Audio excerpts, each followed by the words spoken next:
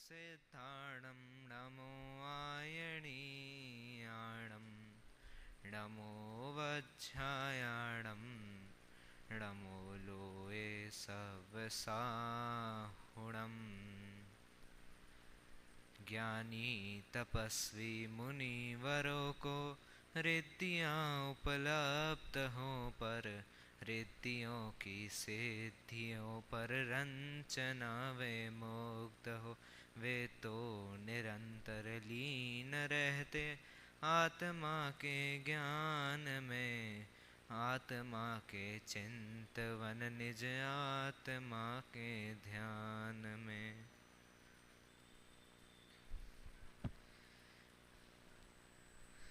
स्वागत है बड़े लंबे समय के बाद इन तूफ़ानी हवाओं में हमारी अगली रिद्धियों की कक्षा में, जहाँ बहुत सारी रिद्धियों की चर्चा हम पहले ही कर चुके थे, फिर बीच में बहुत अंतराल पड़ गया और फिर इतनी देर बाद ये हमारी रिद्धि की एक कक्षा लगी है। बहुत कुछ पढ़ चुके हैं, बहुत कुछ पढ़ना बाकी भी है।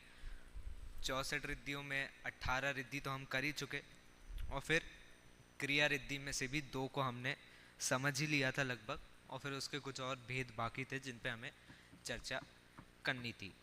अब क्योंकि इतना समय ऑलरेडी बीत चुका है और क्या है कि रिद्धियों को पढ़ते पढ़ते अब उनको नाम भी याद कर ही लेते हैं। 64 रिद्धियाँ हैं, कहाँ अलग से बैठ के उनके नाम रटेंगे। तो इससे अच्छा है एक रिवीजन के रूप में 64 रिद्धियों में जितना अभी तक हमने पढ़ लिया है उनको एक बार रिवीजन करके क्रमशः उनका नाम को याद रखने की कोशिश करते हैं। सबसे पहले हमने ज्ञान रिद्धि पढ़ी थी। तो रिद्धियों के मूल भेद तो मैंने पहले ही बता दिए थे। मूल भेद रिद्धियों के 8 होते हैं, तो आपको कुछ याद नहीं रखना, बस इतना याद रखो रिद्धियों के 8 भेद होते हैं मूल। उसमें सबसे पहले है ज्ञान रिद्धि। ज्ञान रिद्धि बोल लो या बुद्धि रिद्धि बोल लो, ज्ञान बुद्धि एक ही बात है। मूल नाम बुद्धि है, ज्ञान रिद्धि भी कहते हैं उसको, तो बुद्धि रिद्धि नाम हम कहेंगे। बुद्धि रिद्धि हो गई। बुद्धि रिद्धि में होती हैं 18 उत्तर भेद। 64 रिद्धियाँ जिसे उत्तर भेद है, उनमें से सबसे पहले 18 उत्तर भेद जिसके हैं वो है बुद्धि रिद्धि। अब 18 नाम कैसे याद रखें? 18 नाम में सबसे पहले कौन? तो सबसे पहले जो नाम आ जाएंगे वो तो 5 ज्ञानों में से ही आ जाएंगे। 5 ज्ञान मति श्रुत अवधि मना पर है केवल ज्ञान। इन 5 ज्ञानों में अंत के जो 3 ज्ञान हैं वो बुद्धि रिद्धि के शुरुआत के 3 ज्ञान बन जाते हैं। अंत के 3 ज्ञान कौन से हैं? अवधि मना पर है केवल ज्ञान। ये बुद्धि रिद्धि के उल्टे क्रम में पहले बन जाते हैं, तो आप इनको अलग ले लो। कैसे? बुद्धि रिद्धि के पहले 3 भेद कौन से? केवल ज्ञान बुद्धि रिद्धि, मना पर है ज्ञान बुद्धि रिद्धि और अवधि ज्ञान बुद्धि रिद्धि। पूरा नाम अवधि ज्ञान बुद्धि रिद्धि, नहीं तो आप केवल ज्ञान, मना पर है ज्ञान और अवधि ज्ञान, इनको भी ऐसे याद रख सकते हो। फिर ये 3 तो हो गई। अब आगे जितनी आने वाली हैं 18 में से 3 हमने कर ली, आगे के 15 जो हैं उनका विभाजन आपका मति शुद्ध के रूप में हो जाएगा। पहले तो मति शुद्ध मति आ जाते हैं, लेकिन अलग से नाम नहीं है, मति ज्ञान बुद्धि रिद्धि नहीं है, उसके अंदर चीज़ें आ जाती हैं। तो मति ज्ञान में आप पहले 4 बुद्धि रिद्धि ले लो। 4 तो मैंने पहले ही बता दी थी, इनको याद कैसे रखें, इनके बाद कैसे आ रही है। तो गणधरों की बुद्धि जो रिद्धियाँ होती है, जो मूल उनमें ही होनी चाहिए जिससे शास्त्र की रचना होती है, ऐसे आप इसको याद रख सकते हो कि ये बुद्धि रिद्धियाँ हैं। कौन सी 4? तो कोष्ठ, पद, बीज और सन भिन्न सन श्रोतृत्व बुद्धि रिद्धि, ये 4 बुद्धि रिद्धियाँ हैं। ये बुद्धि संबंधी गणधरों की रिद्धियाँ हैं। 3 हो गई, 4 और हो गई। अब ये 4 बाकी की जितनी है सारी मति ज्ञान वाली आएंगी, जैसे जैसे आएंगी बदलेंगी मैं बता दूंगा। मति ज्ञान वाली कौन सी 4 हो गई? सबसे पहले कोष्ठ, बीज, पद और सन भिन्न सन श्रोतृत्व बुद्धि रिद्धि। नाम याद कर लो, फिर एंड में बुद्धि रिद्धि लगा देना, पूरा नाम हो जाएगा उसका। ये 4 हो गई, 4 3 7। अब 5 और आ जाएंगी आपकी। 5 की अलग कैटेगरी आप बना दो। 5 अलग कैसे? 5 इंद्रियां होती हैं, 5 इंद्रिया संबंधी बुद्धि रिद्धियां होती हैं। स्पर्श, रस, घ्राण, इन ये 3 हो गई पहले अपनी इंद्रियां। इनमें पीछे आप दूर लगा दो। दूर स्पर्शन, दूर घ्राण, दूर चक्षु। स्पर्श रस नहीं, दूर स्पर्शन, दूर रसन, दूर घ्राण, ये 3 अपनी इंद्रिय संबंधी बुद्धि रिद्धि हो गई। और फिर दो दो के नाम मूल में तो दूर आस्वादन और दूर अवलोकन। अवलोकन मतलब देखना और आस्वादन तो वो 5 इंद्रिय संबंधी हैं। अब आस्वादन अवलोकन नाम न याद आए या नहीं हो पाए तो 5 इंद्रिय के नाम ही याद रख लें, स्पर्श रस गंध वर्ण और कर्ण, और फिर इनके पहले आप दूर लगा देना और इनके बाद लगा देना बुद्धि रिद्धि। दूर स्पर्शन बुद्धि रिद्धि, ये आपकी 5 इंद्रिय संबंधी बुद्धि रिद्धि हो गई। 5 4 3 7 पहले कर ली थी, 7 और 5 12, 18 में से 12 तो ऐसे ही विभाजन में अपनी निकल गई। अब बची कितनी आगे, 6 बची। 6 के भी विभाजन है नहीं, लेकिन दो दो के पैर में हम इसको देख सकते हैं। 6 में 2 तो आप अलग से निकाल के रख लो। 2 कौन सी हमने देखी थी, एकदम बढ़िया वाली, ज्ञान अपने आप उत्पन्न हो रहा है, तो ये कौन सी 2 थी, प्रत्येक बुद्धित्व और प्रत्येक श्रमणत्व।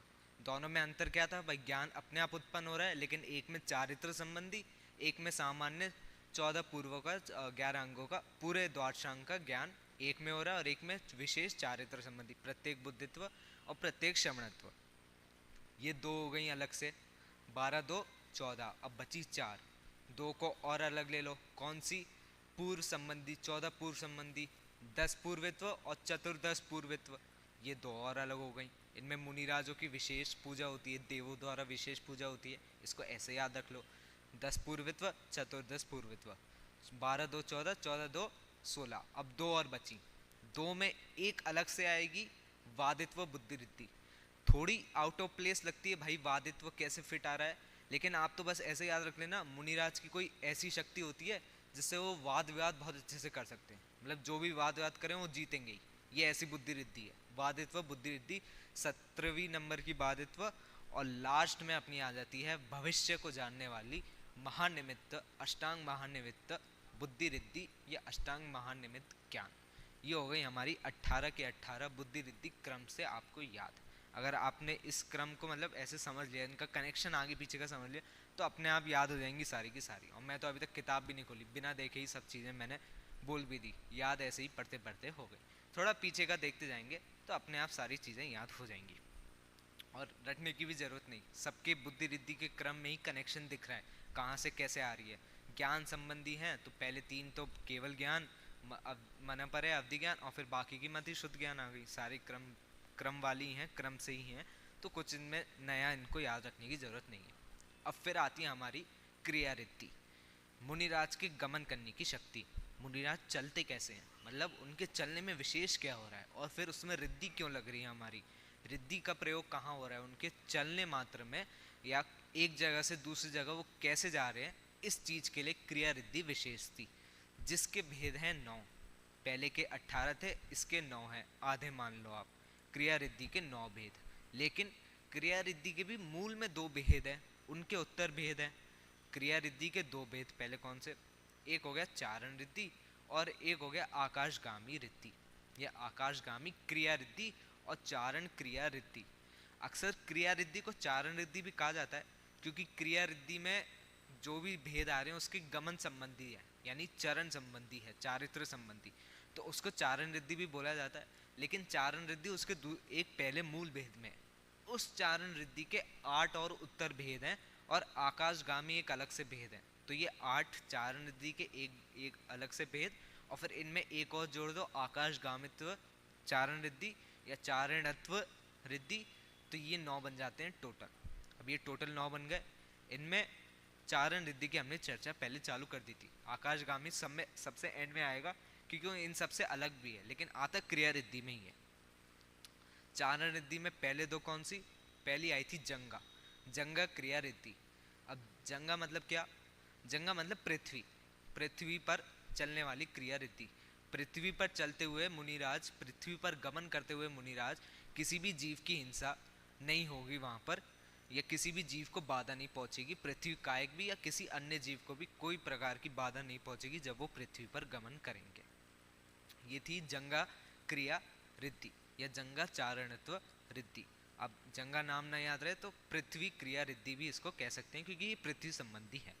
उसी तरह दूसरी रिद्धि जल रिद्धि, जल के ऊपर गमन करना, ये तो विशेषता है ही, लेकिन सबसे मुख्य बात जो रिद्धि का प्रभाव से आ रहा था वो था जल पे उत्पन्न होने वाले या जल वाले जो जीव हैं, जल कायिक जीव हैं, उनकी हिंसा न होना, उनको कोई भी प्रकार की बाधा न पहुंचना, ये इस रिद्धि का कमाल था। जो हमने इन 2 रिद्धियों में देखा था। अब आगे की रिद्धि भी कुछ सेम ही है, उनमें ज़्यादा कोई डिफरेंस नहीं है। जैसे नाम बोलूँगा मैं, अग्नि रिद्धि, अग्नि क्रिया रिद्धि, अग्नि चारणत्व रिद्धि, तो सेम ही है। अग्नि से ही आपको पता चल गया, अग्नि पर चलना। और फिर दूसरी विशेषता, अग्नि पर चलते समय अग्नि कायक जीवों की हिंसा न होना। ये ऐसे ऐसे सिंपल आगे आ जाएंगे, जिनसे आज ही हमारी क्रिया रिद्धि की तो पूरी चर्चा हो जाएगी। तीसरे स्थान पर है अग्नि, पृथ्वी, जल और फिर अग्नि। अग्नि रिद्धि में अग्नि पर गमन करना, अग्नि के ऊपर जलना या अग्नि के थ्रू उसमें ऐसे आर पार अग्नि में चले जाना, और वहाँ चलते समय या उस पर चलते हुए अग्नि कायिक जीवों की हिंसा न होना, या उसमें विद्यमान कोई भी जीव को किसी भी प्रकार की बाधा नहीं पहुँचना। उसी तरह आगे आती है श्रेणी, श्रेणी रिद्धि, ये चौथी नंबर की हमारी है। श्रेणी में क्या है, 4 चीज़ें बताई, धुआं, अग्नि, पर्वत और वृक्ष की तंतुओं के ऊपर गमन कर पाना, के ऊपर चलना, और ऊपर चलते समय किसी भी जीव की हिंसा न होना, किसी भी एक इंद्रिय कोई उस पे विद्यमान कोई भी जीव हो उसकी हिंसा नहीं होना। कैसे, पर्वत वगैरह के ऊपर चलना, मतलब पर्वत की शिखर उसके ऊपर अग्नि है उसके ऊपर चलना, ये श्रेणी रिद्धि का प्रभाव है, ये श्रेणी रिद्धि है। अक्सर उसके थ्रू नहीं, उसके ऊपर चलना।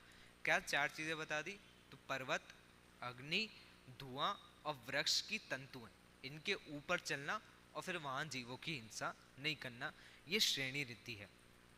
फिर अब आती है फल रिद्धि। फल रिद्धि क्या, फलों पर चलना, और फल पर चलते समय ना फल को कुछ होना और ना फल में विद्यमान किसी भी जीव को किसी भी प्रकार की बाधा पहुंचना। मतलब हम फल पे चलें तो फल पिचक जाए, लेकिन फल रिद्धिधारी मुनिराज जो हैं वो फल पर चलें तो फल को कुछ भी ना हो और ना उस पर वो हो। अब इसमें कंफ्यूजन ये ना हो जाए कि फल रिद्धि में या अग्नि या जल रिद्धि जो थी इसमें शरीर हल्का हो जाता है, ऐसा नहीं होता। शरीर हल्के होने का जो काम है ये तो विक्रिया संबंधी है, मतलब विशेष क्रिया जो आगे आएगी अभी। क्रिया संबंधी है, मतलब उसके ऊपर चल पाना, वो अकेले रिद्धि के प्रभाव से हो रहा है, उसमें शरीर का कुछ भी ऊपर नीचे नहीं हो रहा, मतलब भारी नहीं हो रहा, हल्का नहीं हो रहा, ये चीज़ नहीं करनी है इसमें। वो आगे विक्रिया रिद्धि में आ जाती है, फिर वो अलग ही अपने आप में बन जाती है। उसी तरह पुष्प, पुष्प मतलब फूलों पर गमन करना, फूलों के ऊपर गमन करना, जो नीचे गिर जाते हैं फूल उन पर गमन करना, और वहाँ विद्यमान किसी भी जीव की हिंसा न होना, न होने किसी प्रकार की बाधा पहुँचना। फिर आती है एक तंतु क्रिया रिद्धि या तंतु चारणत्व रिद्धि। तंतु मतलब होता है धागा, लेकिन कोई सा भी धागा नहीं, विशेष प्रकार से मकड़ी के जाले का जो सबसे पतला धागा, एक धागा होता है, उसको यहाँ तंतु लिया है या तंतु अर्थ में लिया है। तो उस तंतु पर चलना, और वहाँ ना तो मकड़ी का जाला टूटना, ना उस धागे का टूटना, और ना उस पे बैठी मकड़ी या किसी भी अन्य जीव को किसी भी प्रकार की बाधा पहुंचना या वहाँ कुछ भी होना, ये तंतु क्रिया रिद्धि या तंतु चारणत्व रिद्धि का प्रभाव है। उस पर चल पाना, ना उसका टूटना, और ना उस पर विद्यमान किसी भी जीव को कुछ होना, ये उस रिद्धि का प्रभाव है। अब अगर ऊपर कोई तंतु है और मुनिराज को ये चीज़ प्रकट है, ये रिद्धि प्रकट है, तो क्या वो चलेंगे उस पर, या ऊपर नहीं नीचे ही कहीं हो लग जाती है, जंगल में कहीं पेड़ों के एकदम कोने पे लग जाए और मुनिराज को गमन करना हो, क्या वहीं से करेंगे, क्या उसी पर गमन करेंगे, नहीं करेंगे। उनका कुछ काम नहीं वहाँ कैसे जाना क्या करना, उनको बुद्धिपूर्वक भी पता हो ये रिद्धि है और पता है कि वो उसके ऊपर से जा सकते हैं, फिर भी नहीं जाना, वो उनकी इच्छा अनुसार है। तंतु रिद्धि का होना मतलब वो उसका प्रयोग करें ये जरूरी नहीं है, लेकिन ये रिद्धि है, ऐसी होती है, देखी जा रही है, इसलिए इसके नाम उपलब्ध है, इसलिए ये विद्यमान है, और ये बाकी रिद्धियों में भी लग जाता है। अग्नि रिद्धि है तो जरूरी नहीं है कि मुनिराज अग्नि के ऊपर से ही चले, भाई अग्नि रिद्धि है मतलब अग्नि के ऊपर से भी चल सकते हैं, लेकिन जरूरी नहीं है कि वहां से चलें। अब फिर अपनी आ जाती है आखिरी आखिरी क्रिया रिद्धि, बीजांकुर क्रिया रिद्धि, यानी बीजों पर गमन कर पाना, या ऐसे बीज जिनमें जीव विद्यमान होना, जीव रहते हैं उनमें, ऐसे जीवों की हिंसा न होते हुए भी उन बीजों के ऊपर से गमन कर पाने की शक्ति जो होती है, वो बीजांकुर क्रिया रिद्धि या बीजांकुर चारणत्व रिद्धि होती है। ये हो गए हमारे इसके पूरे के पूरे 8 भेद, चारण रिद्धियों के 8 भेद, जल, जंगा, अग्नि, जंगा ले लो या पृथ्वी ले लो, तो पृथ्वी, जल, अग्नि, फिर श्रेणी, फल, पुष्प, तंतु और बीज, अंकुर, ये इसके 8 भेद हो गए। सब पे गमन कर पाना और इन पे गमन करते हुए भी इन पे जीवों की हिंसा न होना।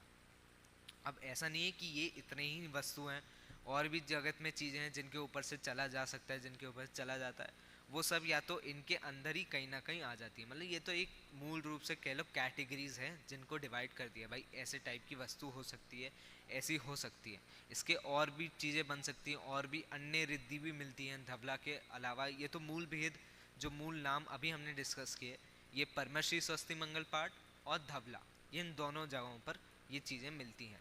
बाकी राजवार्तिक में देखेंगे तो उनमें और भी अन्य 2-3 नाम उपलब्ध हो जाते हैं क्रियाओं के, लेकिन उनको यहाँ नहीं लिया है, उनकी यहाँ चर्चा नहीं करी। क्यों?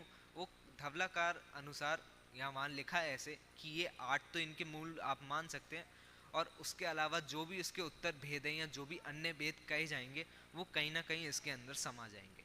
तो उनकी एक्स्ट्रा डिस्कशन का मतलब एक्स्ट्रा ही चर्चा हो जाएगी, उसकी ज़्यादा बढ़ जाएगी फिर चर्चा। अब इसकी 8 रिद्धियों, 8 भेदों के बाद एक अपनी आ जाती है आकाश गामित्व क्रिया रिद्धि या आकाश गामित्व चारण रिद्धि। आकाश गामित्व, अगेन नाम से ही आपको पता चल जाएगा, आकाश में गमन करना, ये इसकी रिद्धि है। लेकिन एक होती है आकाश चारण रिद्धि और एक होती है आकाश गामी रिद्धि।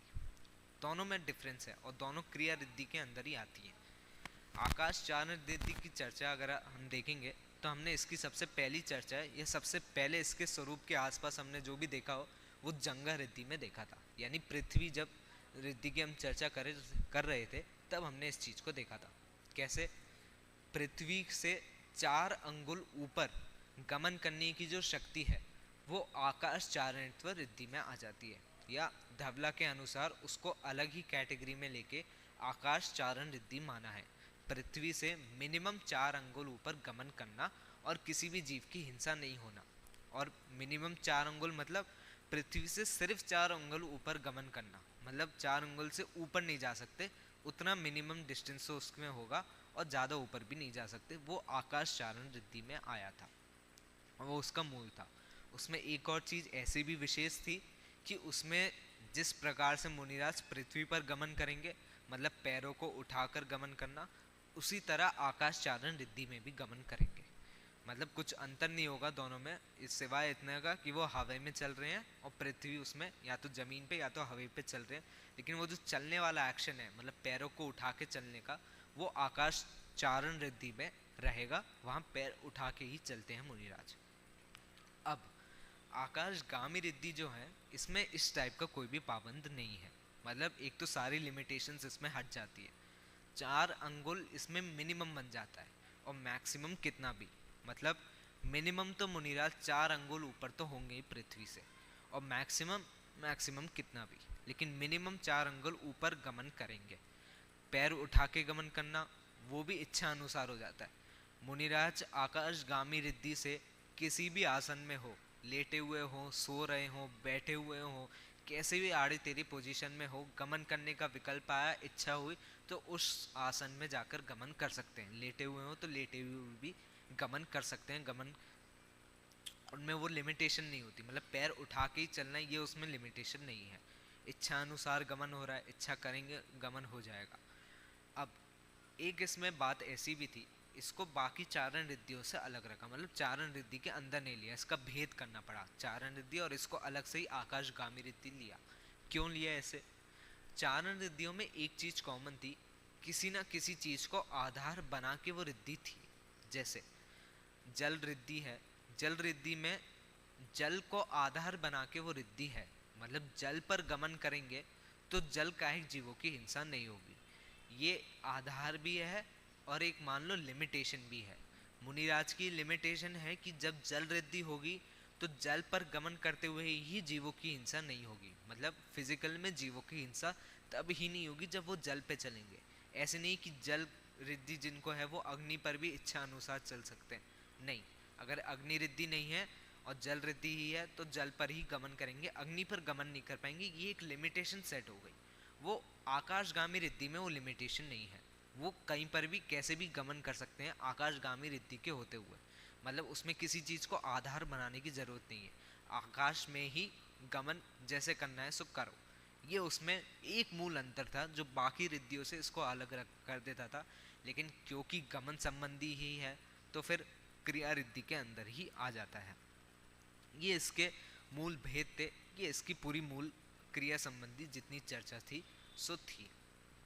अब जब मैं तो इस क्रिया रिद्धि को पढ़ रहा था, मेरा जब अध्ययन इसका चल रहा था, तब एक प्रश्न तो उत्पन्न हुआ भाई। अब क्रिया रिद्धि में विशेष मैं आपको बताऊं तो इसमें एक एक्सेप्शन मुनिराजों का ये भी लग जाता है, जो हमने शुरुआत में भी देखा था।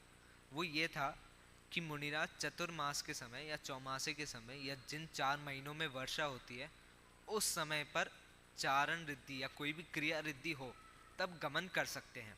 मतलब अब फिजिकल में तो उनको जीवों की हिंसा नहीं हो रही और भाव अंदर से शुद्ध हैं ही, अहिंसक परिणाम उनके हैं ही, तो फिर क्या चतुर्मास में तो गमन नहीं कर पाते थे। लेकिन अगर रिद्धि हो तो गमन कर सकते हैं, फिजिकल में हिंसा नहीं हो रही और भाव शुद्ध है तो वैसे भी हिंसा नहीं हो रही, दोनों तरीके से वो सही हो जाता है। अब हमने बोल दिया यार इनके लिए ये एक्सेप्शन है। अब आप दूसरी जगह ये भी देखो कि मुनिराज जो हैं वो नियमित रूप से ईर्या समिति का पालन करते हैं। ईर्या समिति मतलब आगे जब चलें या जब चल रहे हैं तो आगे 4 हाथ तक की जमीन को शोधते हुए चलना। क्यों शोधते हुए चलना? क्योंकि आगे जब चलेंगे तब कोई भी जीव की हिंसा ना हो जाए, या कोई भी जैसे कोई एक चींटी आ जाए, बीच में कोई मच्छर आ जाए तो उसकी हिंसा उनके निमित्त से ना हो, इसलिए उस जमीन को वो शोधते हुए चलते थे। भाव शुद्ध हैं ही, अगर कहा भी जाता है कि अगर उनकी हिंसा हो भी जाए, कदाचित कोई जीव अचानक ही सामने आ जाए और पैर ना हट पाए और वहाँ हिंसा हो भी जाए जीव की, तब दोष नहीं लगता। क्यों? क्योंकि भाव हिंसा का अभाव था वहाँ पर। भाव हिंसा नहीं होगी तो द्रव्य हिंसा का बंध नहीं लगेगा। भाव ही इतने शुद्ध है उनके, उनको हिंसा का परिणाम ही नहीं है, तो अगर कदाचित गलती से हिंसा हो भी जाए तो उसका दोष नहीं लगता। लेकिन अब हमने कह दी क्रिया रिद्धि में हिंसा नहीं हो रही, क्रिया रिद्धि में उन मुनिराजों के लिए एक्सेप्शन भी बना दिया, तो क्या क्रिया रिद्धि वाले मुनिराज या जो चारणत्व रिद्धि के विशेषधारी हैं ऐसे मुनिराज, क्या ये ईर्या समिति का पालन करेंगे, या क्या इन्हें ईर्या समिति के पालन की जरूरत है? ये दो अलग अलग प्रश्न हो गए। एक तो ये कि क्या इन्हें ईर्या समिति के पालन की जरूरत है, और दूसरा क्या ये ईर्या समिति का पालन करेंगे। एक जरूरत है और क्या ये स्वयं अपने आप से करेंगे कि नहीं करेंगे। जीवों की हिंसा फिजिकल में हो ही नहीं रही तो पालन क्यों करें? अब नीचे देख के क्यों चलें भाई, उसमें उपयोग ही वहाँ क्यों लगाए? कहीं और उपयोग लग जाएगा, ध्यान में मग्न हो जाएंगे, वहाँ उपयोग क्यों लगाए? 4 हाथ शोध के जमीन में क्यों चले? वो हिंसा तो हो ही नहीं रही। तो एक तो पहले कि क्या वो शोध के चलेंगे या क्या उनको ज़रूरत है शोध के चलना, तो नहीं। अगर आप सिंपल हिंसा की दृष्टि से इसको देख रहे हो तो क्योंकि जीवों की हिंसा हो ही नहीं रही तो उनको 4 हाथ शोध के ज़मीन चलने की ज़रूरत भी नहीं है। हिंसा नहीं हो रही, उनको पहले से ही पता है, बुद्धि में आ गई कि रिद्धि प्रकट है, तो फिर आगे की ज़मीन शोध के चलने की आवश्यकता नहीं है, क्योंकि हिंसा नहीं हो रही।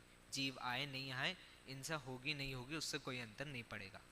लेकिन क्या वो फिर भी ईर्या समिति का पालन करेंगे? तो हाँ, ईर्या समिति का तो पालन वो करेंगे, फिर भी जमीन को शोधते हुए ही चलेंगे। पता हो कि जरूरत नहीं है फिर भी जमीन आगे की देखेंगे, 4 हाथ आगे की जमीन देखकर शोधते हुए चलेंगे। क्यों चलेंगे? क्योंकि उनके परिणाम वैसे हैं, अंदर से भाव वैसे हैं, उनको वो चीज़ करनी है, अहिंसक परिणाम विद्यमान है। चाहे हिंसा नहीं भी हो रही हो फिर भी वो चीज़ उनके अंदर विद्यमान है, वो अंदर मूल में है भाई, जिसके कारण रिद्धि प्रकट हुई। जिन भावों के कारण, जिन शुद्ध शुभ भावों के कारण वो रिद्धि प्रकट हुई, अगर उन्हें ही छोड़ दिया तो फिर संयम का ही अभाव हो जाएगा, और फिर संयम का अभाव हुआ तो रिद्धियाँ भी चली जाएंगी, फिर क्या फ़ायदा? तो इसलिए उनको ईर्या समिति का पालन तो उनका बरकरार रहेगा ही। आप एक तरीके से इसको हैबिट जैसा भी मान सकते हो भाई, हैबिट ही बन जाती है उनकी ईर्या समिति पालन करने की। बिना सोचे ही, बिना बुद्धि लगाई ईर्या समिति अपने आप ही पालने लगते हैं।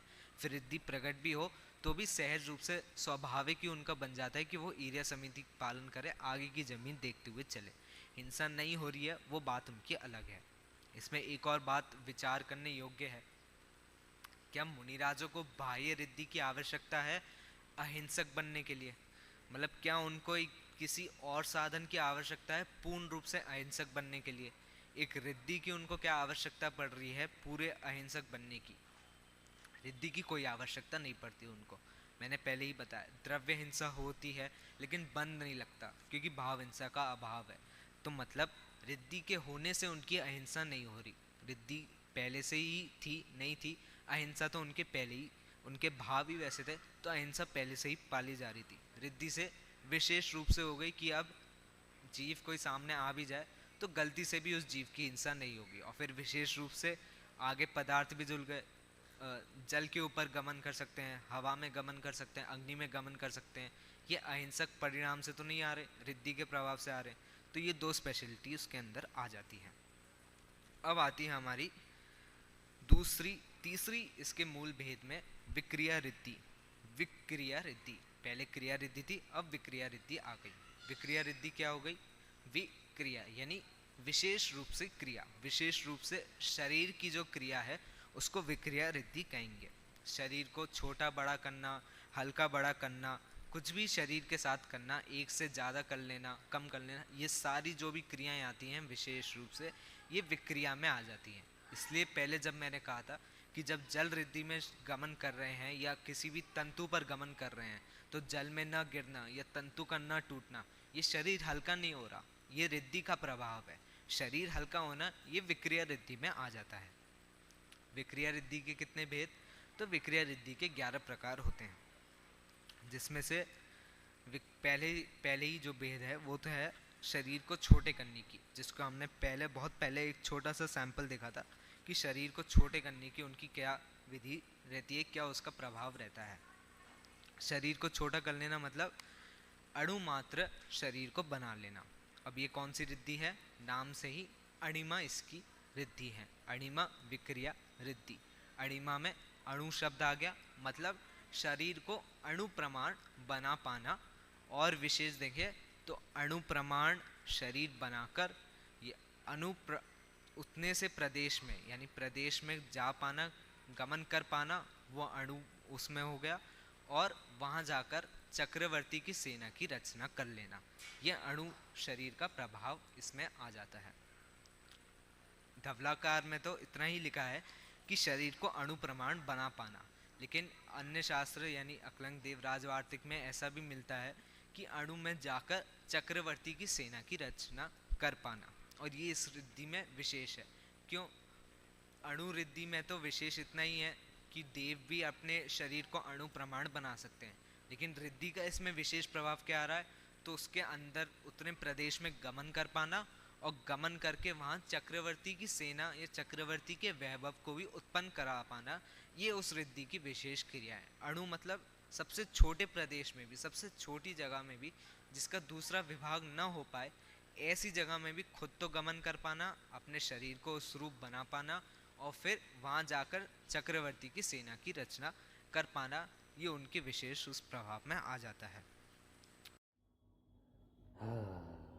देखो कैसी विचित्र सी विडंबना है, कैसे विचित्र सा द्वंद्व है।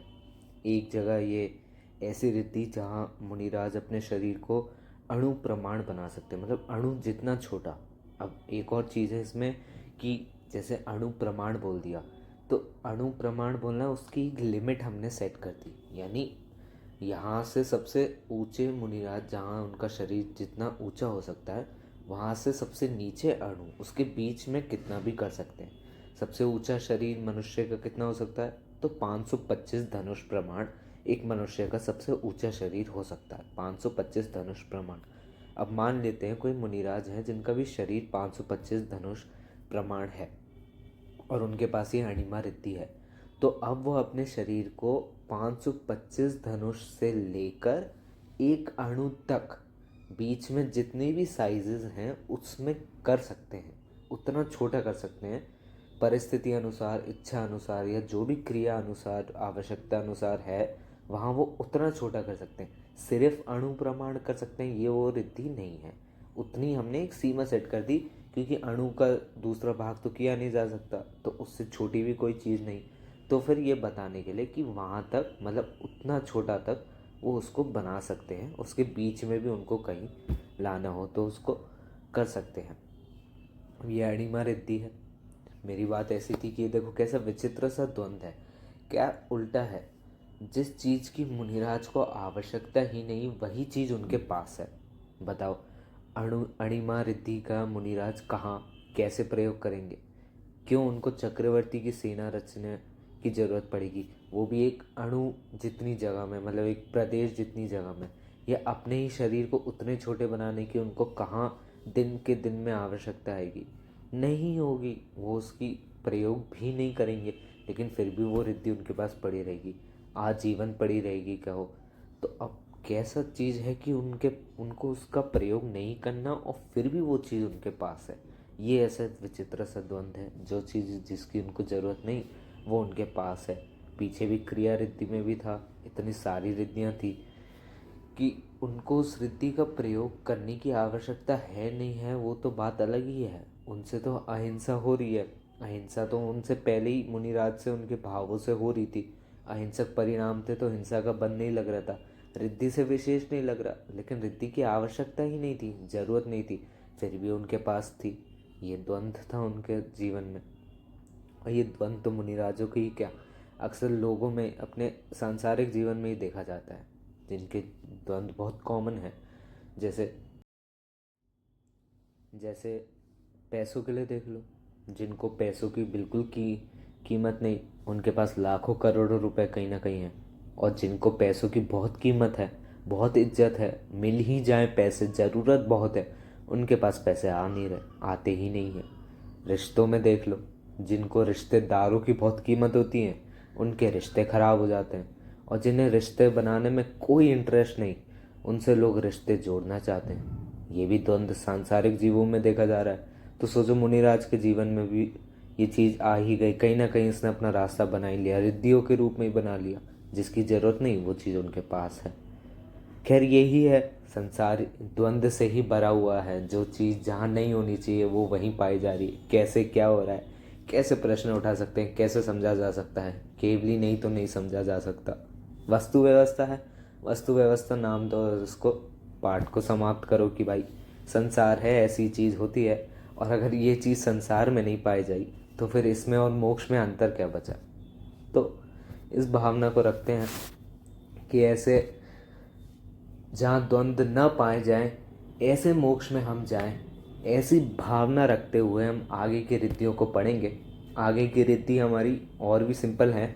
अब अणिमा बोल दी, इसी के ऑपोजिट में महिमा रिद्धि, फिर और गरिमा रिद्धि, जितनी आएंगी ये सारी विक्रिया में आएंगी। 11 भेद हैं इसके, एक कर लिए, 10 और बचे हैं। अगली उसमें कक्षा में हो जाएंगे सारे के सारे रिद्धियाँ कि किस में कैसे मुनिराज की शरीर की विशेष क्रिया। आज तक अपन ने जितनी पढ़ी, रक्षाबंधन की स्टोरी में जो सबसे ज़्यादा प्रसिद्ध भी हो गई, उसको भी एक बार देखेंगे। उससे क्या होता है, मुनिराज क्या करते हैं, और फिर उसमें भी द्वंद्व है ही, कहाँ वो उसका प्रयोग कर रहे हैं, कैसे कर रहे हैं। इन सब चीज़ों को भी आगे देखेंगे। तब तक के लिए जय श्री।